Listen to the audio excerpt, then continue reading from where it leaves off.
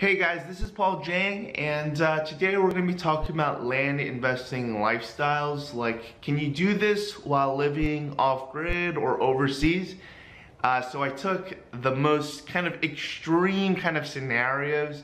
I think it's really easy as like a home base to do it, but I just wanted to show you some of the more extreme cases how I could go around getting involved with this business. So just if you don't know, land investing, I highly recommend it as a business model because you can buy land and it's super like non-competitive when in comparison to other real estate opportunities, and you're able to build passive income by building up owner financing deals. Whenever you flip land, you get monthly payments by offering terms to the future buyer. Point number one, land investing can be done entirely remotely. A lot of people are doing it. I personally almost never see a property face to face. The only time I've seen like the land that I bought is when there was a cabin on it and I needed to get pictures with the cabin. I had way too many people like asking, you know, what does the cabin look like, and I couldn't really answer them. And so by taking a bunch of pictures, it kind of helped other people get an idea of what the property was like, and we ultimately, you know, bought it for like $20,000 and sold it for $50,000. So that's the kind of stuff that you could find with land investing. You know, like a couple home run deals like that, but you know, a lot more of the consistent, like you buy it for a couple $1,000s and you know, sell it for double or triple the amount of money that you bought it for. You know, when I'm talking about the off-grid and the overseas lifestyle, I'll talk about each one, you know, by itself, some of the concerns that you might face with it, and then some of the solutions you can kind of take to make it not really a problem. And I did this so that you could see, like, if you are just living at home, like there's really no barrier to getting into this. It's pretty nice. One of the main concerns with an off-grid lifestyle with land investing is really with the online service and your phone service. So if you could get those two things right, you can basically do this business like anywhere. You know, one of the things you can do with your, at least with your online service, is basically if you have your phone service, you can basically hotspot your phone to get internet service, so you could, you know, post properties or look up property like online, because generally you're not gonna ever have to go see the property. You are gonna want to see the property online to see like access and some of those kind of things that you'll need. Also, you'll need it like for posting you know, land for sale. There's also other cool little things that you could do, like if your cell phone level is weak, you can do a Cellphone Booster, and that will basically increase your cell phone capability. So you basically have your cell phone and you hotspot it. There's also fixed wireless broadbands. It's operated by private companies. You can check that out. There's another one, satellite internet with HughesNet. They've kind of been a provider for off-grid people. But if you could have some kind of, you know, some kind of internet here, that works well.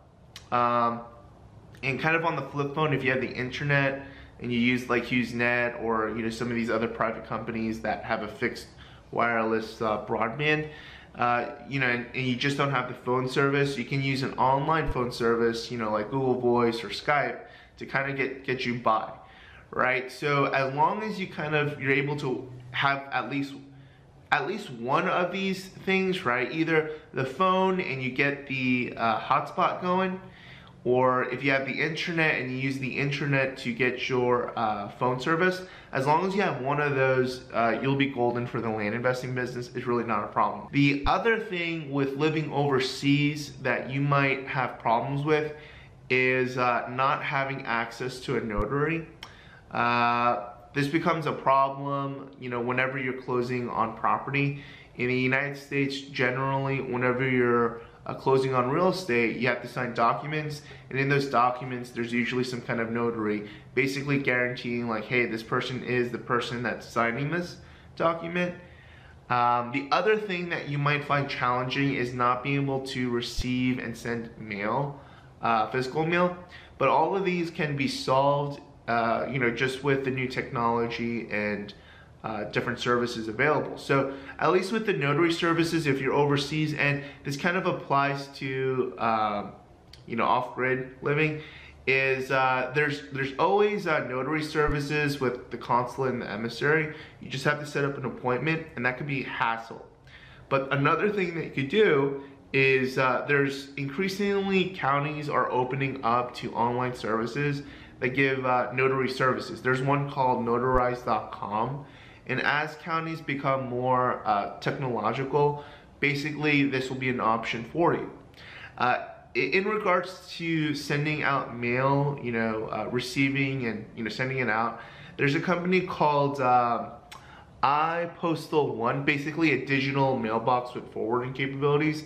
So, they'll take your mail and then give you like a digital copy of it, and anything like that's really important that you kind of need a physical copy for, they could forward it to you to your foreign to your overseas address. And so this is like a good way if you're living overseas to still be able to get mail back and forth. So that's basically it. Some of the main concerns with living off grid and being involved with this business as well as overseas. But you kind of see like you could basically do this business from anywhere, and there really aren't that many limitations to getting involved. And it's pretty niche within real estate that you just won't have the competition that you'll find with between realtors, real estate investors, and you're not having as much of a time commitment if you're gonna be doing things like this, like content creating the way that I'm doing for y'all. But one of the great things with land investing is that once you've kind of built up some passive income with your owner finance deals, like you could go ahead and branch off to whatever other interest that you have, or you could keep growing it and letting this kind of be your livelihood, and you pursue whatever interest that you're interested in, right? So that's what I have to say with the lifestyle. It's pretty good, and it's pretty flexible with minimal time requirement, and I think that's pretty important, at least for me. I don't know for you. Some of the other courses and other opportunities that are available to you, you'll just find that it requires so much more time than you thought, or so much more money than you thought. Land investing is kind of really not like that. I got started with like a couple $100s, and then flipping that. So there's like opportunities like that if that's kind of where you're at. And you can go much higher than that as well. So that's it for today's video. And if you are interested in building multiple streams of income, subscribe and like this video. It helps us out with the YouTube algorithm. If you have any questions, put them in the comment section below, and let me know if there's any other future videos you have in mind for me, and I'll try creating those as well. Take care, have a good one.